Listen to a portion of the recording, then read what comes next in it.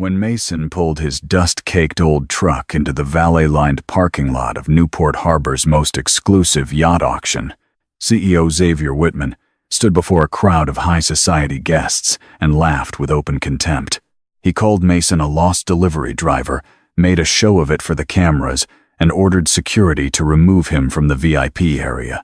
But nobody in that gleaming marble hall knew that the man in the faded button-down shirt was the secret owner of the $50 million yacht, sending the entire room into a bidding frenzy. And when Mason raised his paddle, Xavier went pale. If you appreciate a story where the truth hits harder than any insult, stay with this one until the very end. The truck arrived without ceremony. It rolled past the gleaming sports cars and hired town cars and idling limousines, like something that had taken a wrong turn off the highway, its deep navy paint dimmed by decades of sun and salt air, its passenger side door creased from an old collision that had never been straightened out.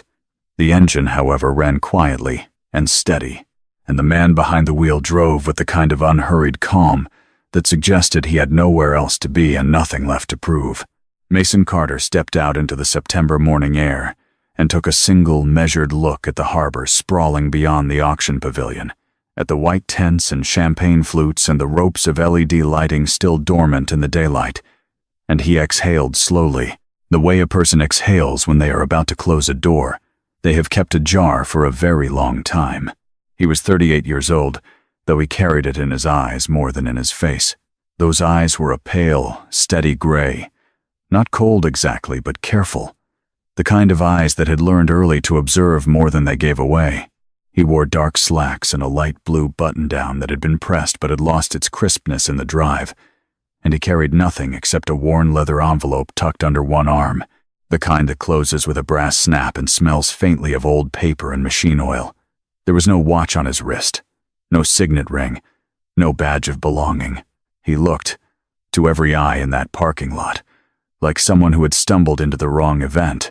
Newport Harbor's autumn charity auction was one of those gatherings where money dressed itself up as culture.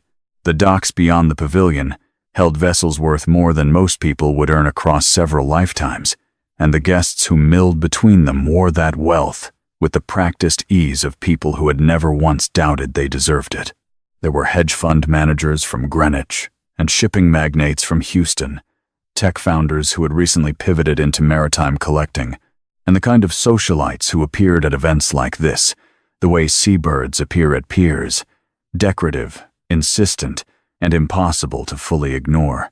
The event drew a specific kind of person, one who measured significance by the value of what they owned. Mason Carter did not fit that measurement, and the people nearby made no effort to hide their assessment of him. A woman in a cream-colored blazer glanced at his truck and then looked away with the brisk efficiency of someone erasing an error. Two men near the registration tent paused their conversation long enough to take him in, then resumed as though what they had seen was not worth discussing. A valet approached with the politely coercive manner of someone tasked with redirecting people who do not belong, but Mason had already moved past the rope line before the man could say a word, producing a cream-colored invitation card from inside the leather envelope with a steadiness that discouraged argument. He had not told anyone he was coming. That was a deliberate choice, one of many he had made in the weeks leading up to this day. His daughter, Grace, had asked him on the phone the night before whether he was nervous, and he had thought about the question for longer than she probably expected, sitting in the kitchen of the small house they shared on the edge of town, the lamp casting its familiar amber circle across the table where she did her homework, and he sometimes worked late into the night. He had told her no. He had told her he was going to go and finish something. She had said okay, the way 12-year-olds say okay when they understand more than they let on. He walked into the pavilion with the leather envelope under his arm and his expression composed, and he found his registration badge waiting at the front desk under a name that no one in the room had yet thought to look for. He clipped it to his shirt pocket, took a glass of water from a passing tray, not champagne, and stood at the edge of the gathering crowd, watching the room fill with the kind of people who assumed the world was always arranged in their favor. Mason did not begrudge them the assumption. He simply knew that today It wasn't going to hold. Xavier Whitman arrived the way. Xavier Whitman always arrived slightly late, loudly present, trailing an orbit of assistants and handlers, and invited journalists who had been given access in exchange for favorable coverage. He was 51 years old and wore his age the way expensive suits wear their tailoring, with the confidence of something that had cost a great deal and intended to be noticed. His silver hair was cut close, his jaw was set, and his eyes moved across a room, the way a property appraiser moves across a building, rapidly cataloging worth, sorting what was useful from what was not. He ran Whitman Luxury Marine with the same formula he applied to every room he entered: locate the power, position himself adjacent to it, and make certain everyone else understood the hierarchy. Whitman Luxury Marine had been built over 2 decades into one of the most recognizable names in the high-end boating industry, and Xavier had cultivated his public image with as much care as any of the vessels his company produced. He gave interviews about craftsmanship and legacy. He spoke at maritime conferences about the future of sustainable ocean travel, with the fluency of a man who had been briefed thoroughly and forgotten nothing. He sat on the boards of 3 marine conservation nonprofits without, as far as anyone had documented, attending more than a handful of their meetings. He was very good at being Xavier Whitman, and he had spent years ensuring that Xavier Whitman meant something in rooms like this one. Today, he was here for the Aurora Belle. He had been tracking it for months, not discreetly, because Xavier rarely did anything discreetly when he felt confident, and he felt very confident about this. The yacht had an extraordinary reputation in collecting circles, a custom vessel of unusual engineering sophistication, built by a designer whose identity had never been publicly confirmed, and that anonymity had become part of its mythology. Xavier intended to own it. He had decided this the way he decided most things of consequence, absolutely, and without meaningful consideration of the possibility that someone might disagree. He was halfway through his first glass of scotch, and deep in a performance of casual authority for the benefit of 3 journalists, and a financier he was cultivating when he noticed the man near the registration desk. The Navy truck in the parking lot had already caught his eye on the way in. He had made a remark about it to his chief of staff, something dismissive and amusing, the kind of comment that had landed well with the people around him and required no further examination. Seeing the man who had driven it now, standing in the pavilion, registration badge on his shirt, water glass in hand, struck Xavier as the kind of small absurdity that deserved a larger audience. He crossed the room with a showman's instinct, arriving in Mason's vicinity at a moment when the cluster of nearby guests was large enough to appreciate what was about to happen. He looked Mason up and down without subtlety. The faded shirt, the plain slacks, the worn envelope, the complete absence of any marker that denoted rank or wealth. And he smiled. The smile of a man who has decided that public contempt is a form of entertainment. "I think the delivery entrance is around the south side of the building," Xavier said, loud enough to carry. He tilted his head as though genuinely trying to be helpful. "You might want to check with the dock crew, I believe. They're still unloading the catering supplies."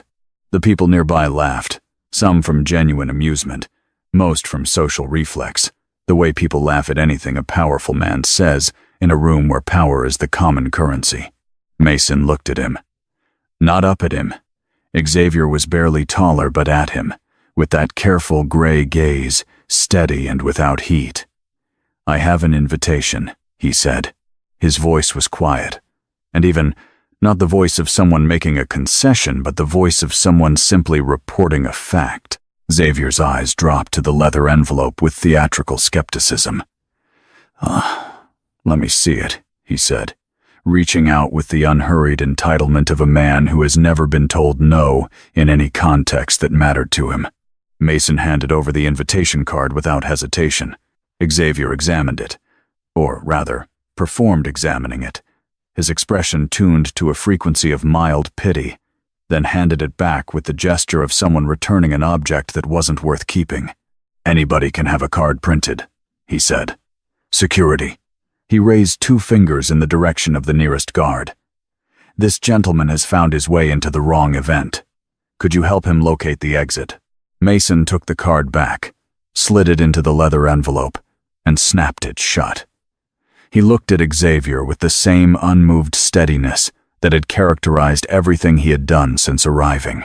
"You should read the name of the seller carefully," he said, "before you try to remove me from my own auction."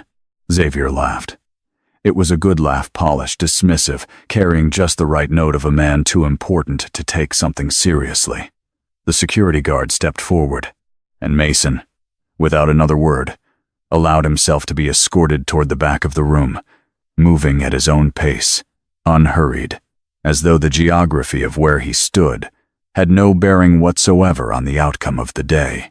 There are moments in a person's life that arrive without warning and leave them irrevocably altered, and Mason Carter had experienced his when he was 31 years old, sitting across a conference table from a lawyer he didn't yet know he couldn't trust, signing a consulting agreement that had been designed with a precision he wouldn't fully understand until it was too late.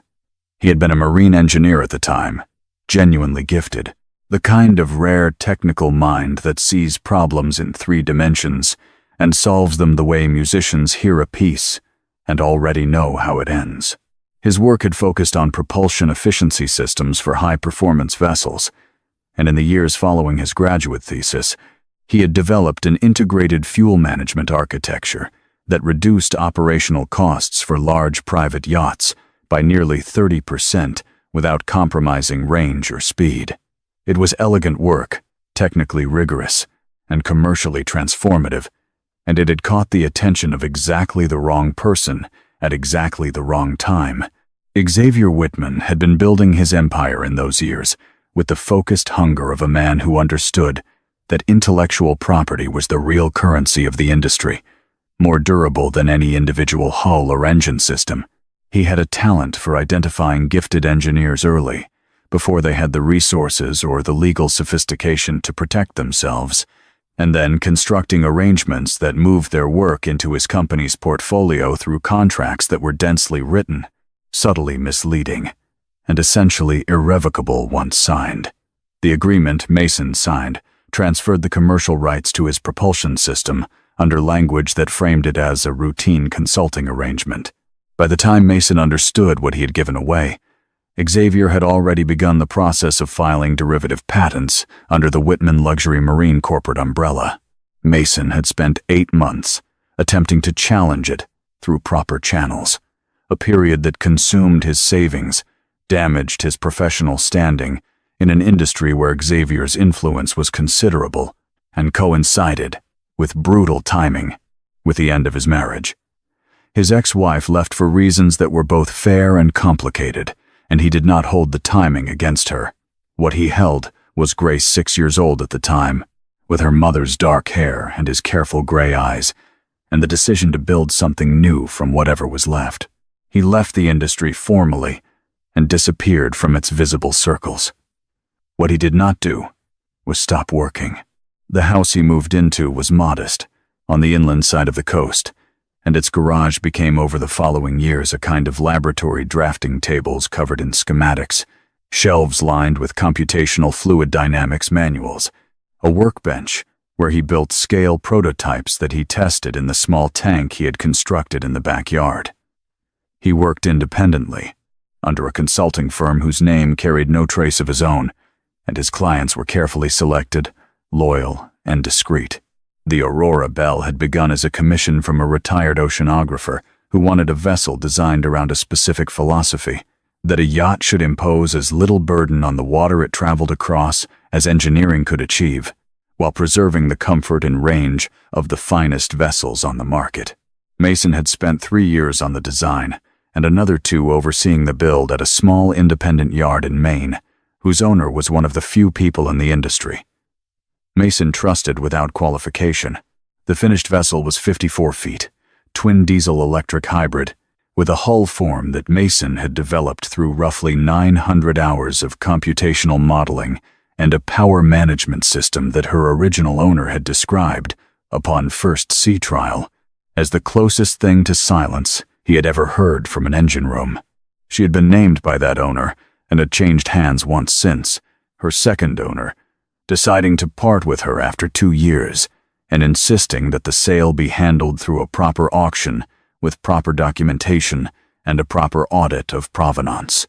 Mason had agreed to manage the sale on the condition that his involvement remain undisclosed until the day itself. He had driven the truck to Newport because the truck had belonged to his father. Harold Carter had been a commercial fisherman from Maine who had bought the truck in the 1980s, used it for 23 years, and left it to Mason along with a toolbox and the advice to never confuse what a man owns with what a man is worth. The truck ran well, in the way things built before they were designed to be replaced tend to run well reliably, without complaint, indifferent to the passage of time. Mason had kept it because it reminded him of that distinction. He had no particular interest in performing wealth for strangers, and the truck was, in its way, a statement about exactly that. What he had not done, in all the quiet years since the courtroom and the contracts and the careful rebuilding, was forget what Xavier Whitman had taken from him. Not with bitterness. Bitterness was a fuel that burned inefficiently and produced more heat than propulsion, but with something quieter and more patient. The specific intention to arrange, when the moment arrived, for the truth to be seen clearly by everyone who needed to see it. Charlotte Reeves had been running high-value maritime auctions for 11 years, and she had developed across that time an ability to read a room that she privately considered her most valuable professional skill. She could tell, within the first 20 minutes of any event, who was serious, who was performing seriousness, who was there to buy, and who was there to be seen buying. She stood at the podium now in a charcoal blazer and dark slacks, her reading glasses on a chain at her collarbone, the warm lighting of the pavilion catching the silver threads in her dark hair, and she surveyed the assembled crowd with the precise equanimity of someone who has managed enough surprises to be genuinely surprised by very few things.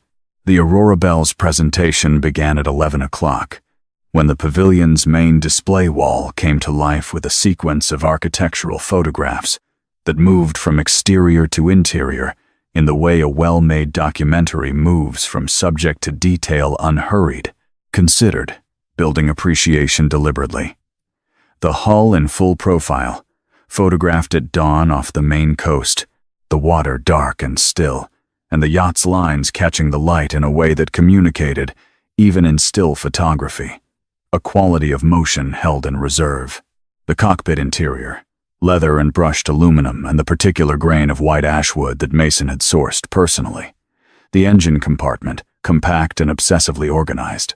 The forward cabin's overhead light fixture, hand-built from recycled maritime brass by an artisan in coastal Maine, whose waiting list was 2 years long. The photographs said everything that needed to be said without a word of description, and the room absorbed them in near silence. Charlotte introduced the vessel with the measured thoroughness of someone who respects both the subject and the audience. The Aurora Bell's history, her engineering distinction, her documented performance records, and the unusual fact that the designer responsible for her propulsion and hull architecture had, until today, remained anonymous. This last detail landed in the room with a quality of heightened attention, the kind of silence that precedes not applause but calculation. In a world where provenance was price, anonymity was both a complication and an amplifier. Xavier sat in the front row with his 2 senior advisors flanking him, and the expression of a man who had mentally taken possession of something before the bidding began. He had reviewed the vessel's technical documentation and had spoken with 3 marine engineers in advance of the auction, all of whom had confirmed that the propulsion system aboard the Aurora Bell was, in their assessment, among the most sophisticated examples of marine engineering currently in private circulation. This had solidified his intention, already ironclad, into something that felt indistinguishable from destiny. He intended to own this vessel. He intended to make it the centerpiece of a campaign that would redefine how the industry thought about his company's technical credentials. The auction was, in his estimation, a formality. At the back of the room, standing near the east wall after his earlier encounter with security, Mason had been approached quietly by a young assistant from Charlotte's team, who confirmed his identity with a glance at the leather envelope's contents, and then escorted him, without drawing attention, to a position where Charlotte could maintain line of sight to him throughout the proceedings. Charlotte herself had paused beside him for no more than 10 seconds when the room was occupied with the slide presentation, long enough to confirm that everything was in order and that the independent auditor's report had been filed with the auction house's legal counsel that morning. Mason had said thank you. Charlotte had said the paperwork was impeccable. Then she had returned to her podium. The opening bid came in at $32 million from a collector based in the Pacific Northwest, who was known in the room as a serious buyer and a gracious loser. It was met within 40 seconds by a counter from a representative bidding by telephone on behalf of a European client whose identity was not disclosed. Xavier leaned toward his advisor, said something too quiet to hear from a distance, and raised his paddle with the casual confidence of someone entering a conversation they intend to conclude at their own choosing. The floor climbed. 35 million, 38. The Pacific Northwest collector dropped out at 39.5 million with a small nod to Charlotte that carried the dignity of a man who knows his number and keeps it. A tech entrepreneur from San Francisco who had been quiet through the early rounds pushed to 41 million before going still. Xavier countered each bid with the rhythm of someone keeping a metronome, his paddle rising and falling with a precision that communicated not urgency but inevitability. He glanced once toward the back of the room and found Mason standing there watching. Xavier held his gaze, smiled thinly, and raised his paddle again. Mason watched the room with the attentiveness of someone studying a tide. He was not competing. He was not anxious. He was doing what he had always done in rooms where other people moved loudly and at speed, standing still, reading the currents, and waiting for the precise moment when stillness becomes its own form of action. The number on the board climbed toward 45 million, and Mason shifted his weight almost imperceptibly, and if anyone had been watching his hands, they would have noticed that his grip on the leather envelope had not changed at all. The number reached $48 million at 12 minutes past noon, and Xavier Whitman stood up. It was not a gesture required by the bidding process. Charlotte had not asked him to stand. There was no procedural reason for it. He stood, because he wanted to be visible, because he had decided that the moment called for theater, and because the back of the room where Mason Carter stood quiet and motionless against the east wall seemed to him a direction worth performing toward. He turned from the podium with a paddle raised in one hand and the other hand resting in his jacket pocket, and he faced the room the way a man faces a mirror when he is satisfied with what he sees. 48 million, he said, in the voice he used when he was not pretending to be modest. I think that speaks for itself. He turned and found Mason with his eyes and held the look for a moment that stretched past, comfortable into something deliberate. Some people come to an event like this to watch, he said, his tone carrying just enough edge to be unmistakable. There's no shame in that. We can't all be the kind of man who belongs at a table like this. Some of us were built for different things. He smiled, unhurried, and the room absorbed the comment with the specific discomfort of a crowd that knows something cruel has just been said in public, but lacks the consensus to name it. The silence lasted approximately 4 seconds. Then Mason Carter reached into his shirt pocket, removed the small laminated paddle that Charlotte's assistant had given him at the beginning of the session, and raised it above his head. He did not shout. He did not raise his voice. He did not walk toward Xavier or move from his position near the east wall. He simply raised the paddle with a steadiness that communicated that the gesture was not impulsive, that it had been anticipated, and that it was not a bid. Charlotte Reeves said, "The session will please pause for a procedural matter." Her voice was calm, certain, and carried the weight of someone exercising authority that is entirely hers to exercise. The room shifted. Xavier's smile dropped a fraction, not entirely, not yet, but enough to register as the first small loosening of something previously taut. "I need to draw the attention of everyone present," Charlotte continued, her gaze moving through the room before settling briefly and deliberately on the figure near the east wall, to the fact that Mr. Mason Carter, who is standing at the back of this room, is the authorized seller's representative for the Aurora Belle. He holds full documented authority to act on behalf of the vessel's registered owner, a role that was verified and filed with this house's legal department at 9:47 this morning. She paused, and the pause was long enough for the full weight of the sentence to distribute itself evenly across every person in the pavilion. Mr. Carter has the legal right to address this room, and the right to exercise seller's provisions under the terms of this auction.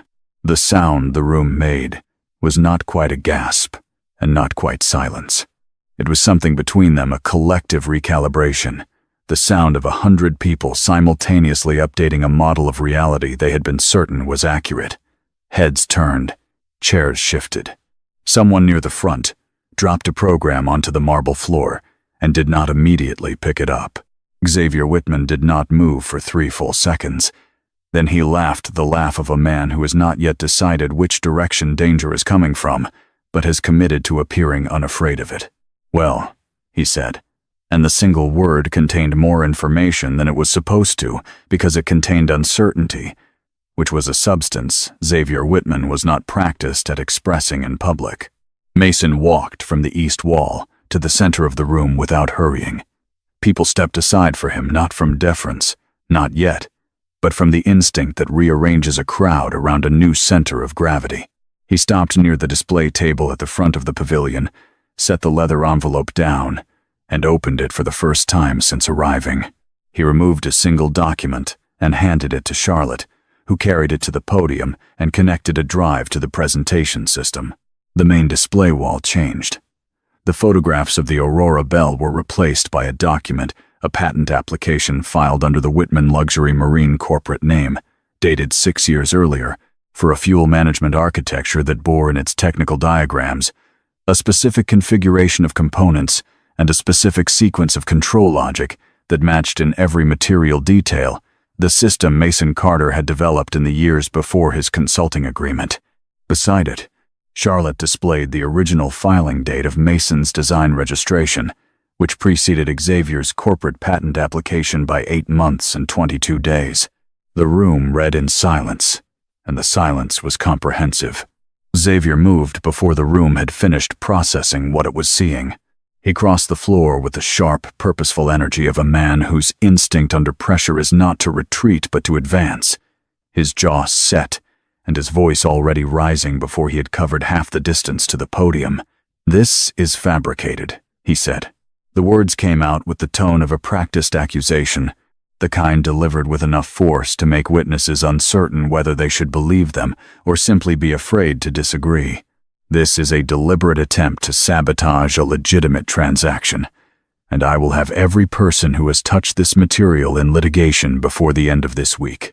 He was looking at Charlotte when he said it, and then at Mason, and then back at Charlotte, and in the movement between those points, something unintentional happened in his expression, a tightening around the eyes that is specific to people who know exactly what they are looking at and are trying very hard to make their face say something else.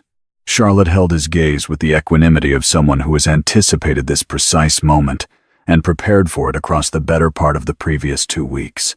"The documentation on this screen," she said, "has been reviewed and authenticated by an independent forensic auditing firm retained by this auction house as a condition of processing this sale. Their report was filed this morning." "I would ask that—" Xavier cut her off. "Charlotte." His voice dropped to the register he reserved for conversations in which he expected compliance. "I have used this house for 8 years. I have spent $11 million at your events.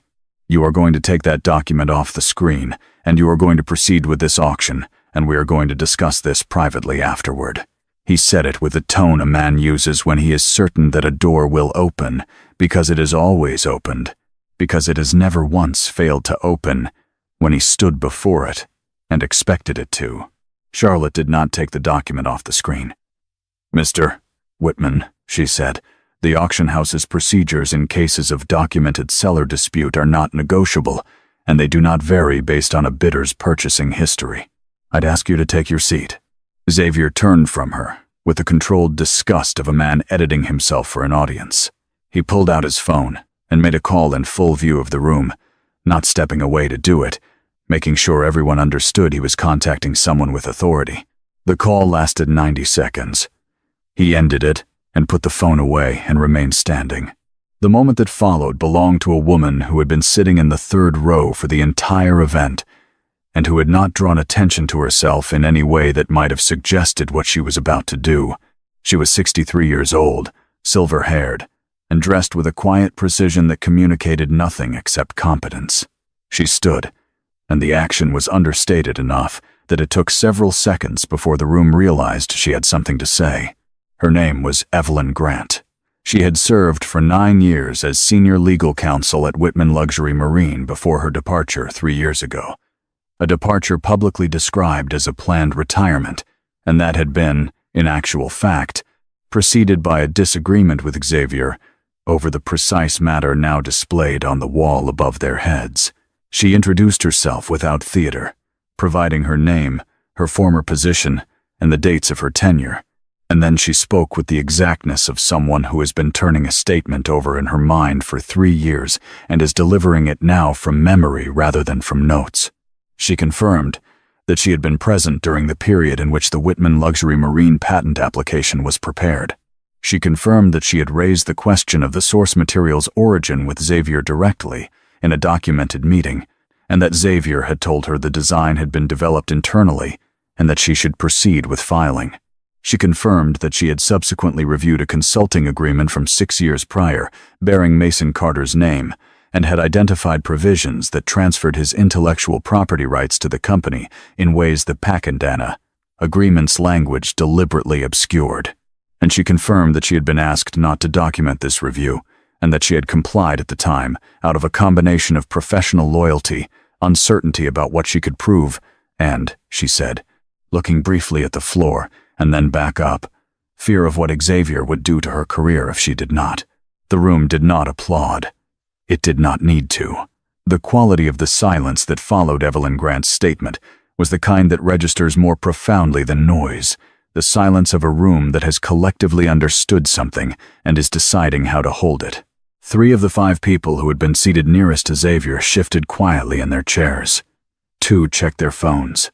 One of the journalists near the east wall had been recording since the moment Charlotte displayed the document, and the hand holding the phone was very still, the way hands go still when the person attached to them understands they are capturing something that will matter. Xavier's attorney, reached by phone, told him in a voice that carried beyond where Xavier had intended that he should stop speaking in the room immediately. Xavier ended the call. He stood with his arms at his sides and looked at Mason with an expression that had moved past contempt into something rawer and less managed, and Mason looked back at him with the same careful gray gaze he had brought into the room that morning, unchanged, unperformed, and entirely unmoved. The bidding did not resume for 14 minutes, and when it did, it was a different room. The precise configuration of who was standing and who was seated, who was looking at whom and with what expression, had rearranged itself in the interval as thoroughly as furniture rearranges a space. The 2 senior advisors who had flanked Xavier at the front had relocated to seats near the exit. One of the journalists had stepped outside and returned with a second. Charlotte had conferred briefly with the auction house's general counsel, who had arrived from an office in the rear of the building with the bearing of someone who has been briefed on a developing situation and has come to manage it personally. Mason had remained near the display table, speaking quietly with Charlotte and with the counsel, neither rushing nor stalling, answering questions with the same economy of language he had applied to everything since arriving. He was not performing composure. He simply was composed, in the way that people are composed when they have done the work, and the work was sufficient. When Charlotte returned to the podium, she addressed the room with language that had been reviewed by the counsel, standing 3 feet to her left. She noted that under the terms of the Aurora Bell's sale agreement, the seller's representative retained discretionary authority to exclude any bidder whose participation raised documented, legal, or ethical concerns. She noted that this provision had been included in the sale terms that all registered bidders had agreed to upon registration. She noted that Mason Carter, in his capacity as seller's representative, had formally exercised that provision with respect to one registered bidder, whose name she did not read aloud, but whose identity was understood by every person in the room. Xavier said, "You cannot do this." His voice had lost its performance quality. What remained underneath was not smaller, exactly, but less finished, the kind of voice a person has when the architecture of certainty that usually surrounds it has been partially dismantled. "The provision is contractual," Charlotte said. "It is in the document you signed at registration. I'd encourage you to review it with your counsel." Mason spoke then, addressing the room rather than Xavier, in a voice quiet enough to require attention. "The Aurora Belle," he said, "will be offered to the remaining registered bidders. There is a final offer I want to recognize before we resume." He turned toward the room and looked at a woman seated in the fourth row, a composed woman in her mid-40s, who wore the specific expression of someone accustomed to being underestimated in rooms like this one. Her name was Amelia Brooks, and she represented the Caldwell Ocean Research Foundation, a non-profit institution that had sent her to the auction with a specific ceiling and a specific purpose: to acquire a research-capable vessel of demonstrable engineering quality for use in long-range ocean monitoring programs. Amelia's offer was $43 million.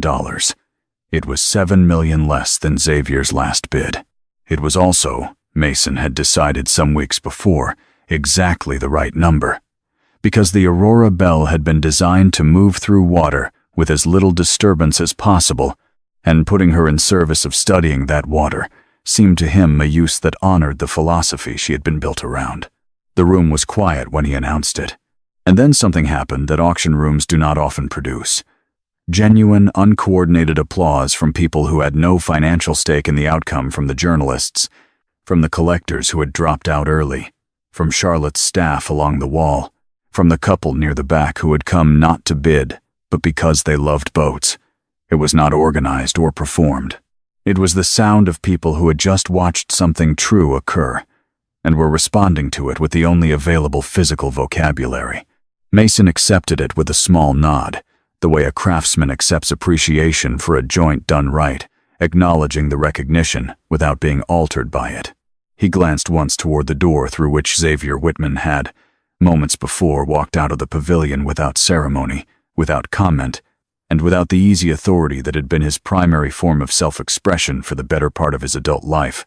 Then Mason turned back to the room and waited for Charlotte to bring the session to its formal close. The Newport Harbor parking lot was quieter at 1:30 in the afternoon than it had been at 9 in the morning. Most of the town cars had departed. The valet stand was attended by a single young man in a red vest who was eating lunch, and he looked up when Mason crossed the pavement toward the Navy truck with the leather envelope under his arm, and he looked the way a person looks when a story they have heard secondhand suddenly has a face attached to it. He did not say anything. Mason nodded at him and kept walking. There were 3 people between the pavilion door and the truck who stopped Mason as he passed. The first was a man in his 60s who introduced himself as a retired naval engineer and said simply that he recognized the propulsion system from the documentation on the screen and that it was extraordinary work, and he wanted Mason to know that before he left. Mason thanked him and meant it. The second was one of the journalists, who asked if Mason would be available to comment for a piece she was writing, and Mason said he would not be making public statements, and suggested she contact the auction house's communications office, which handled everything with appropriate documentation. The third was Charlotte Reeves herself, who had followed him out of the pavilion and touched his arm lightly before he reached the truck. "I want to apologize," she said, "for the security situation this morning. That should not have happened, and it happened because of an assumption that I should have prevented." Mason looked at her for a moment. "You ran a clean auction," he said. "That's what mattered. The rest was just noise." Charlotte looked as though she wanted to say something more, and then accepted that what he had said was complete and did not require supplementing. She extended her hand and he shook it, and she returned to the pavilion, and Mason unlocked the truck. He sat in the driver's seat for a few minutes before starting the engine. The harbor was visible from where he was parked, the afternoon sun moving across the water in the way September sun moves lower than summer, with a quality of diminishment in it that was not sadness so much as clarity. The Aurora Belle was visible in profile from the dock, her hull catching the light the way it had in the photographs, that quality of motion held in reserve, of a thing designed for somewhere else and temporarily at rest. $43 million would go to the foundation, the vessel would go to the water, and both of those things struck him as correct. His phone rang. Grace's name appeared on the screen. Dad. Her voice had the particular frequency of someone trying to contain excitement and not quite succeeding. I won. The science fair. First place in the entire grade.